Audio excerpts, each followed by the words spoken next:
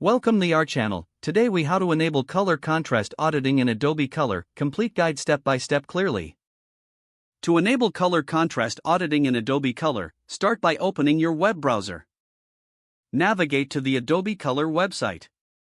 Once the page loads, locate the Create button on the top menu. Click on the Create button to access the color wheel. On the color wheel, select a base color that you would like to audit. Look for the color harmony options available on the side. Experiment with different color combinations for your design needs. At the right side of the screen, find the Accessibility tab. Click on the Accessibility tab to open the contrast settings. You will see an area that allows you to check color contrast ratios. Input your selected colors into the contrast checker fields. The system will display the contrast ratio for your chosen colors.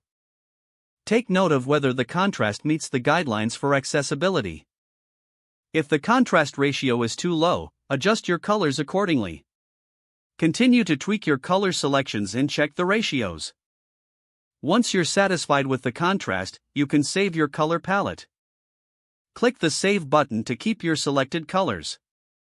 You can also explore other features within Adobe Color for additional design support. That completes the steps to enable color contrast auditing in Adobe Color. If the page does not load, refresh the browser or try again in a private or incognito window. Make sure you are using the correct email address, then retype it carefully to avoid small typos. If your password is not accepted, use the reset option and create a new strong password you can remember. Check your spam folder for verification or security emails, then complete any requested confirmation steps. Enable two-factor authentication if available to improve account security and reduce unauthorized access risk. After signing in, review your profile details so your contact information and settings are accurate and current. If you see an error message, note it down and try again after restarting your device and internet connection. Log out when you finish, especially on shared devices, to keep your account and payment information secure. If the page does not load, refresh the browser or try again in a private or incognito window.